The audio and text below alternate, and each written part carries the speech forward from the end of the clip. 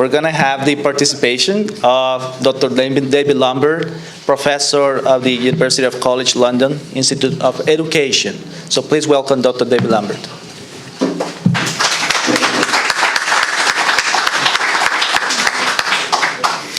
Hola. Hello, everybody. I'm very, very pleased to be here, but I haven't got my pointer. Yeah, thank you. There you have. I'm very, very pleased to be here, and it's a great honor to be able to address this conference on powerful geography. I was just thinking about collaboration and cooperation and wavy lines. I really like wavy lines, and how important those collaborations have been in my teaching career. I started teaching in 1973, and I remember that moment that all teachers get from time to time when the children in front of you really seem to get it. You seem to have spent some time with those children, and it has been significant for them. And that makes it significant for you. I can't say that all my teaching was like that. But occasionally, that moment is achieved. And I think one question has occupied me all the time since 1973 until today. And that is, what does it mean to be a geography teacher? And by that I mean, what is its significance? I mean, does it matter? And of course it matters. You see, I'm not interested in geography if it ends up as a list of facts that somehow we're trying to get kids to remember. I don't want geography lessons to be repetitive. I don't want them to be boring. I don't want geography lessons to be predictable. So that's what I don't want.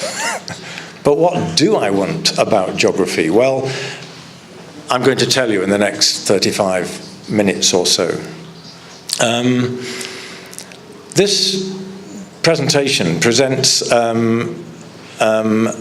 some ideas associated with a project that I've been associated with now since 2011, geocapabilities. And you've got a postcard about it here. And I will be referring to the geocapabilities project. It is not a top-down recipe of how I think geography teachers should teach. It is absolutely not that. I have never responded well to that as a teacher. If somebody tells me how to do it, I resist it. And so what I'm interested in with this project is how it's trying to develop something more like a bottom-up idea about how we can develop really high-quality geography teaching. It's giving the means to geography teachers themselves on the ground to create significance in what they do. And significance in what they do in this day and age. I won't claim that geography is the most important subject to teach, because all subject teachers will make the claim. No, physics is more important, and I'm not interested in that. But what I will argue is that geography is extremely important to teach in schools, and I hope to show why. My title is The Anthropocene, Freedom, Geography, and the Future. This is big. Put your hand in the air if you do know about the Anthropocene.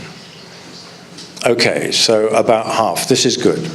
I'm guessing that you all know about freedom, geography, and the future. Well, let's see. Let's make a start. I'm going to start with the originator of the whole idea of a capabilities approach, and that is the Indian economist, welfare economist, Amartya Sen, who did his Nobel Prize-winning work in Cambridge University in the UK. He developed the capabilities approach On the screen are a couple of quotes from Amartya Sen, and the bottom photograph is from last year when he came to speak at the Institute in London. And it was a marvellous occasion. He's very elderly, very infirm, but his ideas are very, very important. He says, for example, that poverty is not about not having money. That's the easy bit. The metric really doesn't matter. The problem about poverty, the significance of poverty, is that it deprives people of being fully human. It deprives people of living their lives as they wish to do. That's the problem with poverty, and that's the reason we have to get rid of poverty, to enable people to flourish and become human beings. So a capabilities approach is very, very attractive to an educator. It's about an approach, the approach is about human potential, or alternatively, it's about the potential for becoming fully human. And the capabilities approach, therefore, is about, ultimately, it's about human freedom for a person to be and to do what they want to be and do. It's about the choices individuals have in their lives. And so a capabilities approach raises our awareness about the factors that might be at work that deprive people of that freedom. And poverty, of course, is one of them. Now, for an educator, the question is fairly obvious. And what I'd like to just pose is the question, how does education develop people's capabilities? How does geography education contribute to human capabilities? We'll come to that. But before we move on, I must also mention Martha Nussbaum, the American professor who worked very closely with Amartya Sen over quite a few years. And she developed the notion of capabilities quite significantly. One thing Amartya Sen, to this day, refuses to do is to identify a specific list of human capabilities. He says, as soon as you do that, you end up with yet another metric, and it defeats the idea.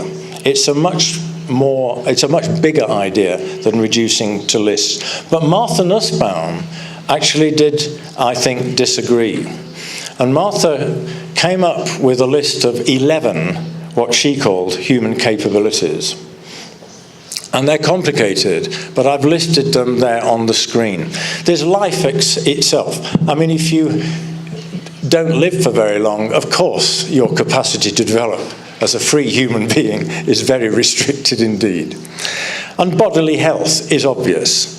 And bodily integrity, to be safe from attack from others, is very, very important. To be able to use and develop your senses, all of them, is important.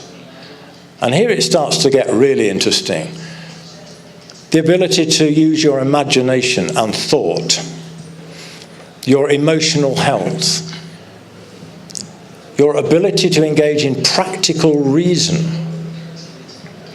your ability to affiliate, maybe with trade unions, but with ideas, respect for all of nature, not just human beings, but all of nature. The appreciation of the importance of play and relaxation and enjoyment in life, in being fully human. And the final one, to be able to exercise a little bit of control over one's material and political environment. Those, according to Martha Nussbaum, are human capabilities. And I'm intrigued by them. 3 points to make. They are not the same as competencies. If you're involved in education, you will know all across the world, governments and others have been trying to push education towards a more outcomes-led activity, where specific competencies are driving the activity. And capabilities are not like that. You can't identify individual skills or little abilities and assess them and say how good you are. It's much bigger than that.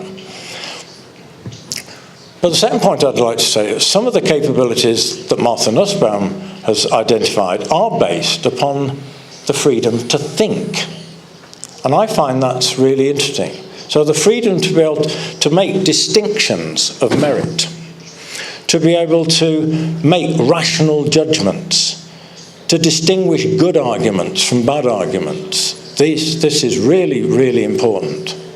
And our question, therefore, is in what way does education enable people to learn how to think? Well, to move us on, I want to introduce a little bit of literature. I was reading Sebastian Faulks's novel from 2012 called A Possible Life. And in this novel, set in the early 19th century, features a woman called Jean. And Jean lives in France, and a poor area of France. And Jean is described in the novel as the most ignorant woman in Lamazan. And it sounds very derogatory, but it's not really. Faulks goes on to describe this fictional character in this way. She understood so little of the material world, how water boiled, why a walnut fell from a tree, that she had to take almost everything on trust. And in the novel, he goes on to describe how Jean just takes each day as it comes, and each day is a new experience. What she lacks is a way to reason and to generalize and to make some distinctions. So Jean had knowledge and she had skills. I mean, she had a job and she did it very well. But I don't think it's disrespectful of Jean to say that she lacked something. And she lacked the kind of knowledge that school could introduce her to. And it's what I'm going to be calling powerful knowledge. Knowledge that enables you to think the not yet thought. There's a lot that Jean just couldn't think about because she didn't have the means to. Because she never went to school and she couldn't read and write. At the top of the screen, I refer to what David Baker, who is an American sociologist of education, refers to the Quiet Revolution. And in his book, he makes the point that for the first time in the history of the human race, more or less, children all over the world go to school. This is very significant, and it must have some impact on the way children think about the world, think about themselves, but also some impact on their potential. And I'm not saying all children's school experience is positive, but it is there. So let's go back to Jean and powerful knowledge. What is this powerful knowledge? Well, I have a kind of definition there in a list of bullet points, and we could discuss this maybe for the rest of the conference. Kind of what is it? I think powerful knowledge is usually evidence-based. You can usually show that there's some reason for it. It is often abstract and theoretical or conceptual. And that's very significant because this kind of knowledge I'm talking about is not the knowledge that Jean or anyone else would encounter in their everyday lives necessarily. It has to happen in a special set of circumstances with a teacher, probably in a school. But not always, of course, but a school is a good place for it. Powerful knowledge isn't just a load of facts or information. Powerful knowledge is part of a system of thought. It links together. That's what gives it its power. It's dynamic, it's evolving, it's always changing, it's always developing. And in our subject, you might think that's pretty damned obvious. The geography never sits still. But the way we think about geography never sits still either. It's testable, it's open to challenge, but it's reliable. Powerful knowledge is often, not always, but it's often counterintuitive. In other words, what you see is not necessarily how things are working. So that's like saying powerful knowledge is often abstract. It's not common sense. And powerful knowledge usually comes from specialist knowledge domains. And that's why we have subjects. And if anyone tells you that we don't really need geography, it can be integrated with something else for timetabling reasons or for convenience, I would resist that. I'm all for cross-curricularity and I'm all for multiple disciplines, but we have to know where it's coming from first. So, back to geocapabilities. The capabilities approach, as I've tried to outline, expresses what all young people have a pedagogic right to expect from school, because school is contributing to their substantive freedoms to be and to do.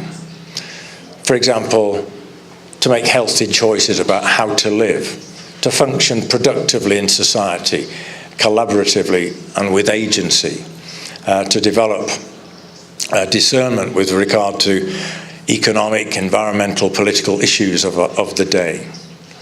Now, geocapabilities, therefore, proposes that an element of the pedagogic right that all children have to powerful knowledge is geographical knowledge. That is, to learn how to think geographically. So the Geocapabilities project was a bunch of European-based educators, and that happens to be an attractive photograph of most of them. We also got money to have a third country partner, and that third country partner was the USA, which is why the photograph features at least 2 Americans. We do know Americans are not European. And this project lasted about 3 years and followed a pilot phase, which was based in the USA. And incidentally, it finished in 2017, but has just won 2 more years of European money to continue. So it's going into its 3rd phase, which will take it to 2020. I'm particularly proud of this in the context of Brexit. The Europeans are giving a UK-based project some euros to continue research, which is great news. Whether that continues next year, watch this space. Okay, so the Geocapabilities project developed a lot of ideas, and you can go to the website and you can see them. But one idea I just want to emphasize. What we realized as the project continued was that what we were really interested in was the role, the significance of geography for kids in this day and age. I'm going to talk about this day and age in a moment. But we realized that we were very interested in the situation that these children inhabit now. So who are these children? What are their circumstances? And it's only when we've kind of thought about that for a while we can come to the second question. And the second question is, okay, so why teach them geography? What is the significance of geography? And it's only when you've uncovered that question that you can then address the question, so what are we going to teach them in geography? And following that question is, and how are we going to do that? And what we realized was that in schools around the countries that we were working in, but I suspect globally, probably reversed that sequence totally opposite, in the opposite way. So teachers will go immediately to how am I going to do it? It's the actual, I've got a lesson, how am I going to do it? And the what will be part of that, the answer to that question, how. And many teachers won't even get to the why and probably never ask about the who in any deep, serious sense.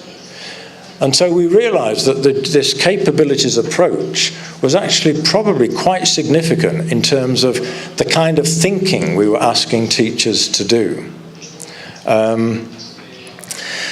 And what about this day and age? What is the significance of the present and the coming future? Well, that's where the Anthropocene comes in. We can't ignore these big issues about the world in which we live. And that photograph, incidentally, was taken from an art installation in a university in the north of England. Welcome to the Anthropocene era, which is a rather nice idea. Okay, so the Anthropocene.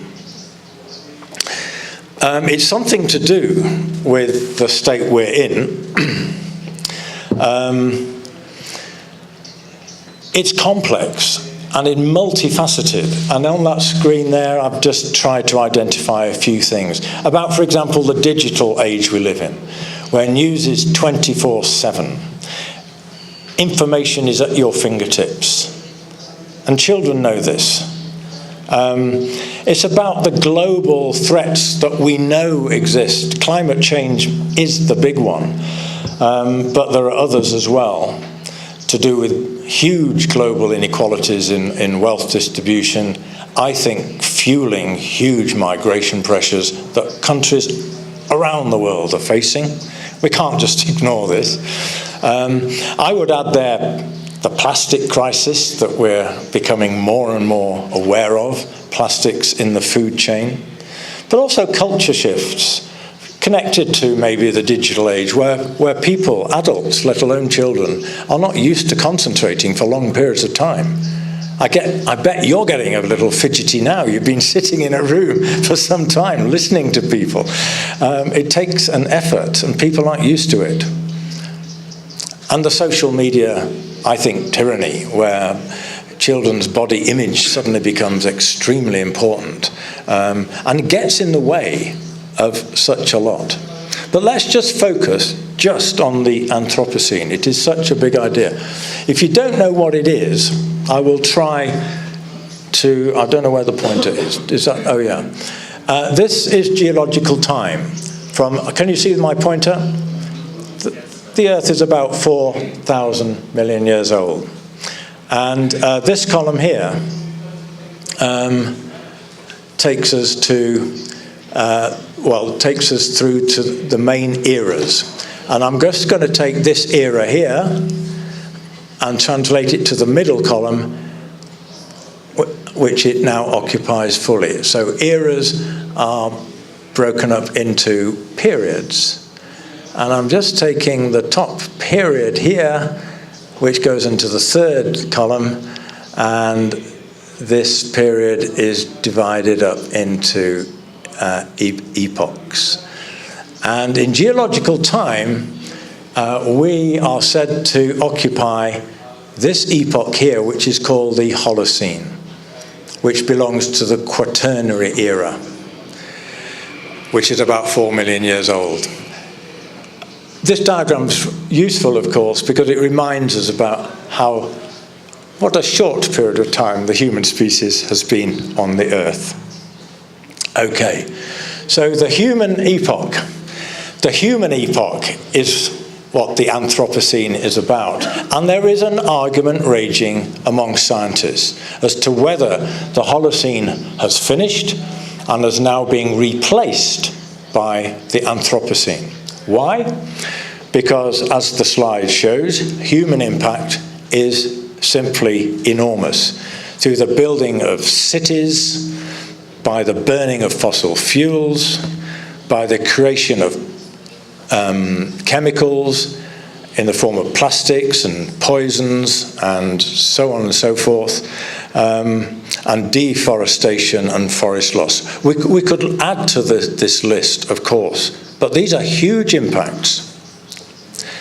And these impacts, the geologists are saying, are so significant, they will be shown in the fossil record of years to come. That's an extraordinary thought.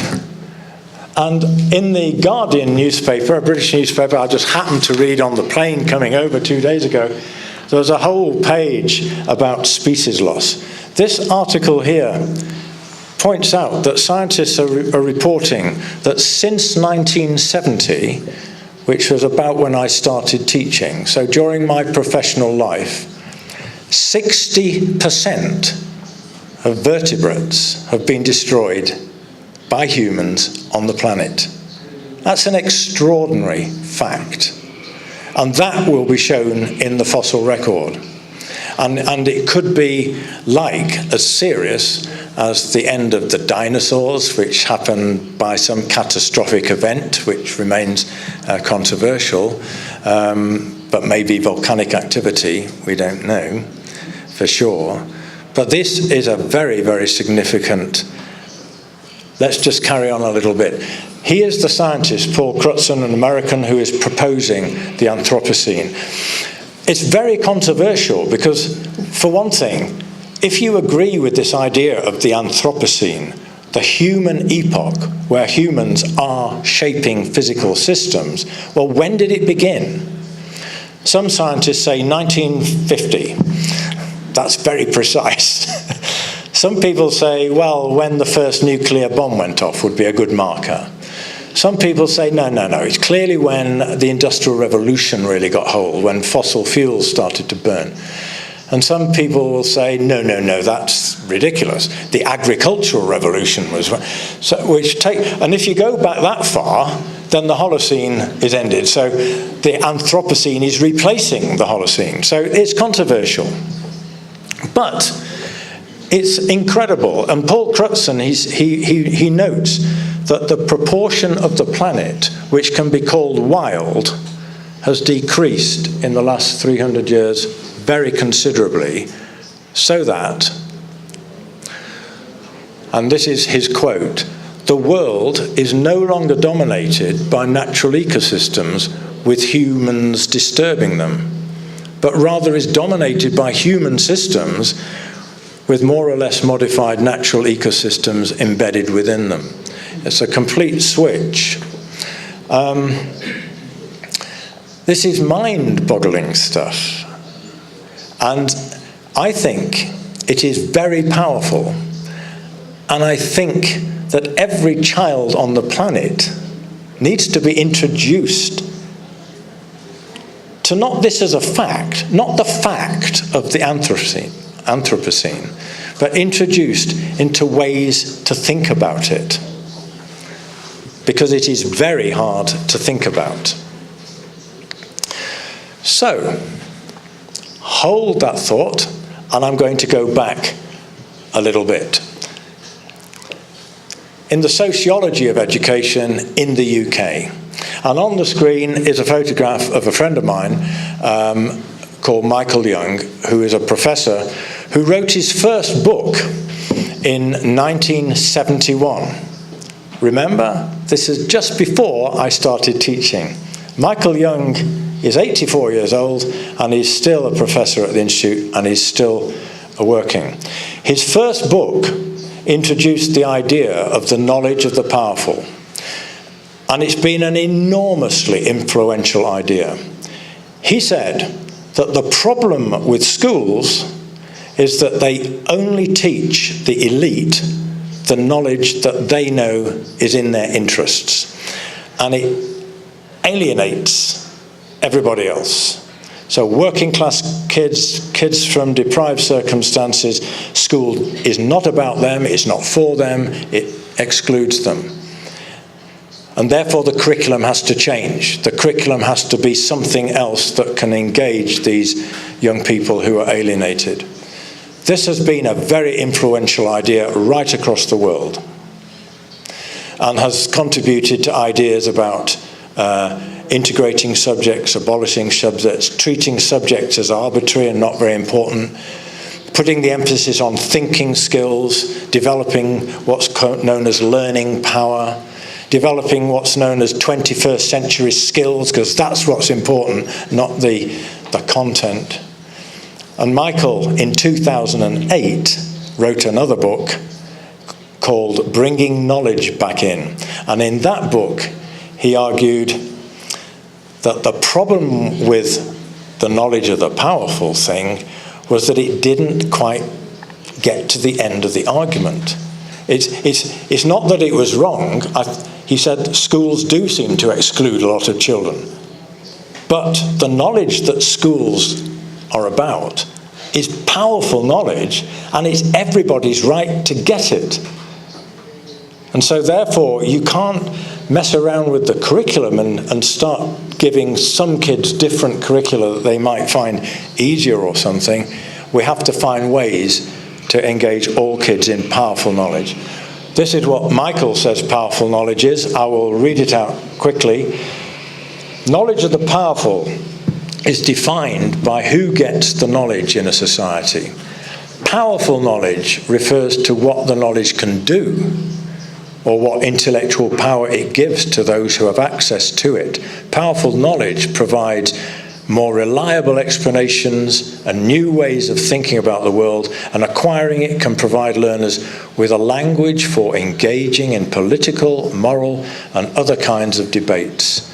This is, I think, a very, very powerful statement.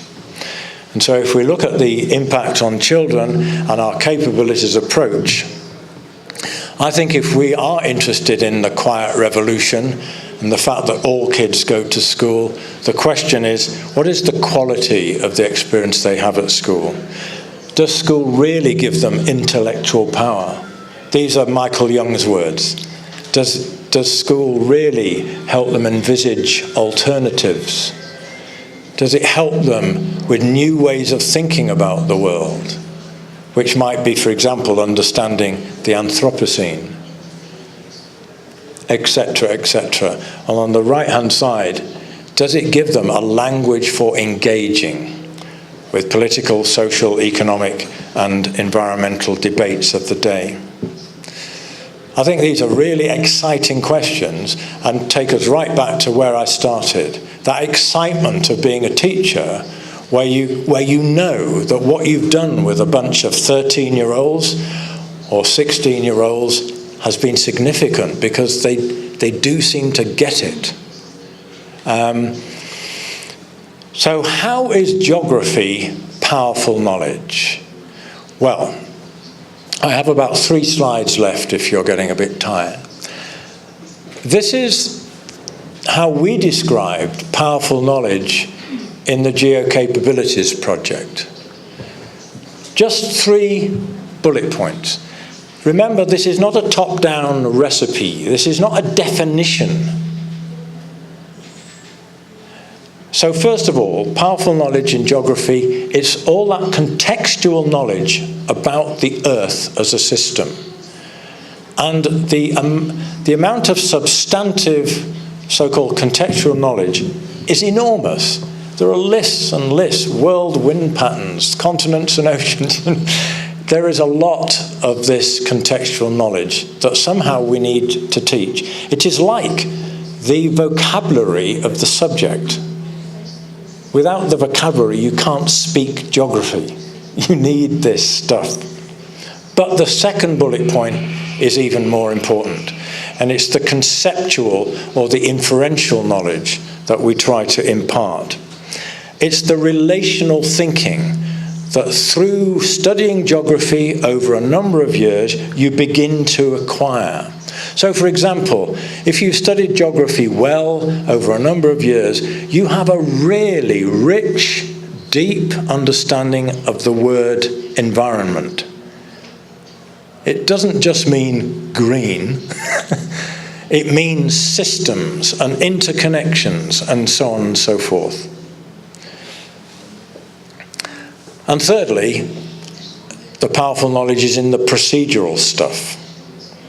how to draw a map, how to read a map, how to communicate with it and argue and so on. But in that third bullet point, you'll see we've tried to emphasize that these procedures are oriented to a sort of a future perspective, and helping young people argue and stake their claim, to speculate, to use their imagination as well. That's equally important to drawing maps or whatever.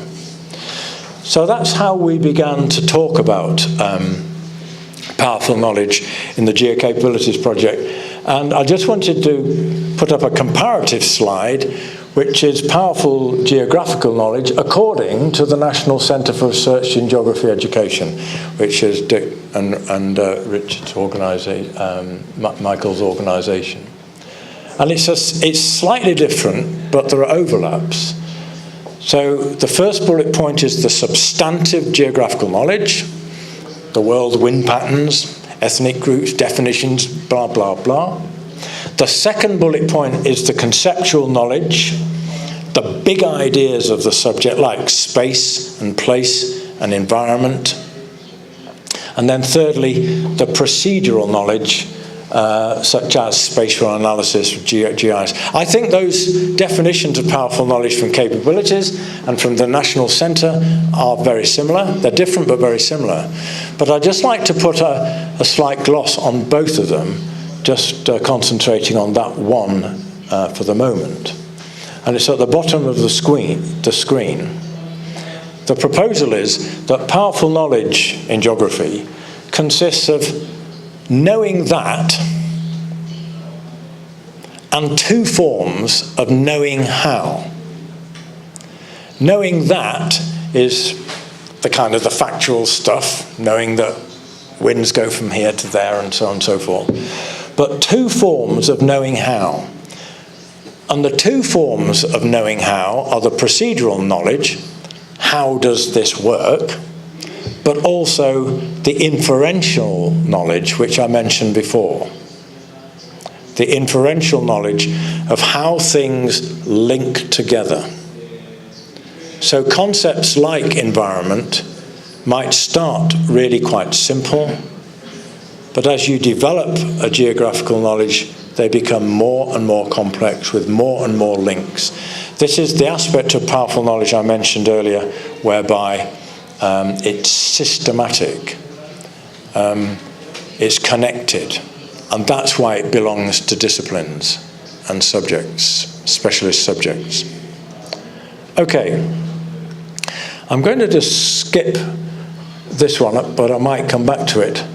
But I just wanted to introduce the final idea from geocapabilities, which I find very useful in certain settings, and it might be something that can be opened up during the conference. A curriculum based upon this idea of powerful knowledge and capabilities is what we began to talk in terms of a Future 3 curriculum. The three futures, Future 1, Future 2, Future 3, again, comes from Michael Young's work.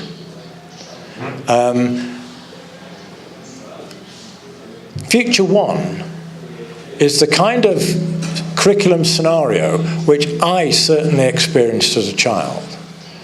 I was a good student. I didn't create trouble for anyone. I turned up. I just took what the teachers gave me, made the best sense I could, and gave it back to them. And I was okay with that. And some kids are like that. Maybe 20% or so are like that. Most kids aren't. Future 1 is a given curriculum. The knowledge is just there. You try and transmit it, and it's inert, often extremely tedious and boring. And we don't want a Future 1 curriculum. A Future 2 curriculum I alluded to earlier in my talk. It's a response to all the inadequacies of Future 1. And Future 2, the emphasis isn't on the content anymore. it's on the skills, and particularly the learning skills. And that's where a lot of rhetoric comes from about 21st century learning and learning to learn and all the rest of it. And it's definitely the kind of curriculum which is based upon competence outcomes.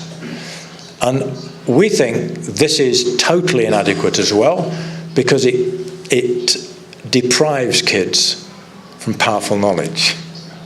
And so Future 3 is, in a way, it's some kind of combination of Future 1 and Future 2, although I think that's slightly misleading. It's a curriculum based upon this high-quality form of knowledge where both teacher and pupil needs to be engaged with the knowledge. That's why I was excited when kids got it. It's because I knew the significance of them getting it. I was involved, I was engaged with the knowledge, and that's what I wanted them to be. And I don't think school teachers are terribly good at this, because we don't ask them to be good at it. We don't give them time sometimes. But all teachers are interested in their pupils. and we need to find ways, and maybe waves and collaboration and so on is the way to do it. So I will now go back one slide and just leave you with those questions. Because this idea of powerful knowledge, I know is quite difficult to people. And some people do object to it on all sorts of grounds. And so it might be good to finish with some questions. I mean, who owns powerful knowledge? Where do you get it? I think ultimately you get it from the specialist communities that make it. And that's why something called geography and history and physics is important, because this is where it's coming from. But we have to understand that it never stands still. It is always in a state of becoming. So don't go to a 20-year-old textbook necessarily. Can powerful knowledge be written down? I think it's quite difficult to do that.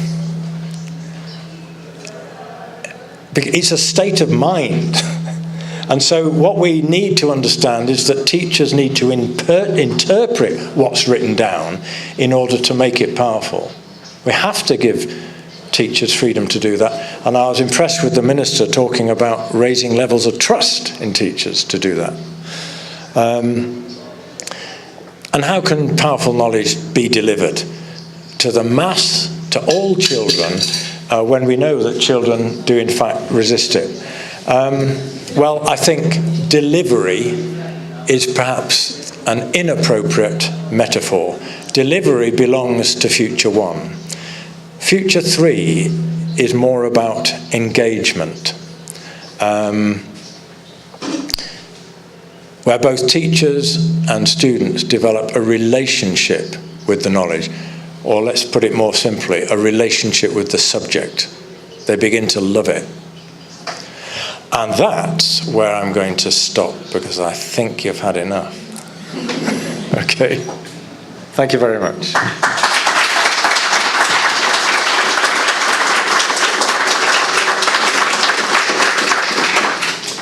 Sorry I destroyed your equipment.